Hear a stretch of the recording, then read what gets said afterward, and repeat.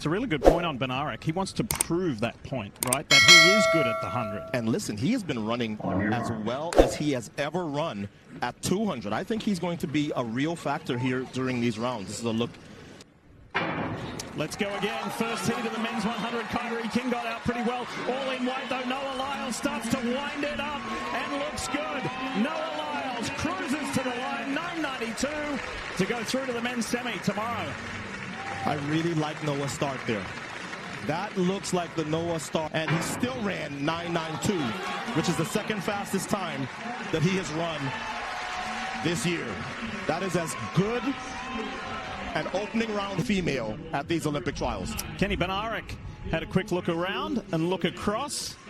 And by the way, Benarek. And yet, there are a lot of eyes watching lane 5 to see what is Fred Kerley going to look like in this first round. Well, it's not only the form and the speed and what can he do, but he's been surrounded by turbulence, right? Like different sponsors, different spikes, different left equipment at airports. I did like, what's been going on?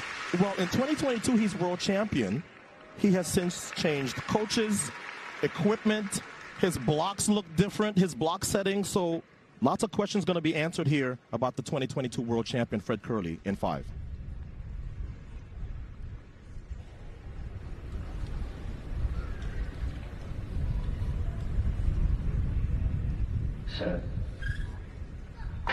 Fred Kerley's got PJ Austin to his right.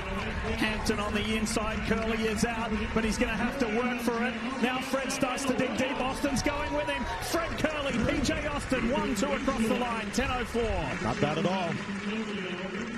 Not bad at all. Champion. And real track and field fans will remember that Fred Kerley used to be a quarter miler. In fact, he was the start. That's not a bad start by Fred Kerley standards. And because he's so strong, once he got to the front, it was just a matter of holding off the championships. Brandon Hicklin starts in 1, Dominic Alexander, Davian Willems, and then on the other side of Cravon Charleston is Zacchaeus Beard, Lance Lang, Tyson Tippett, and David Foster in 9. So kind of like Fred Kerley, I'm looking to see what Cravon Charleston looks like, because we have not seen him, as you said, in about a year. Well, let's hope he follows a similar path to Athing Mu. Athing came out after 9 months away yesterday in the heats of the women's 800. Looked good. She didn't win, but she was right at the front. And it felt good to, as they say, get the cobwebs off. Top 5 in each heat go through the men's 100. Cravon Charleston's got a little bit of work to do because Lang and Beard look good. And on the inside, Alexander. Wow. Well, Brandon Hicklin on the inside, too. One thing we know for sure to advance the semifinals. There is Hicklin in 7. Lang's on the inside in lane 2, pointing at the clock. And they were... So Hicklin in lane 2. Talk about running upright. He is all the way upright, but it's working for him on the right of your screen. And he is into the semifinals, pointing at the clock. Yeah. I love it. Out in lane 8, this is Brandon Carnes, who will run against Christian Coleman. Yeah, he's been doing relay duty. He was on the World Championship.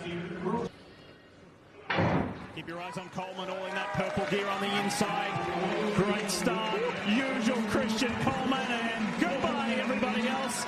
Christian Coleman goes straight through. Took his foot off the gas well before the line. 9.99. Head. He is pushing down the track. And when you push well, you create separation from everybody else. He started to back off maybe 20, 30 meters. Man, this version of Christian Coleman, everybody knows, is going to be tough to keep off of the U.S. team. Well done, Christian Coleman. Also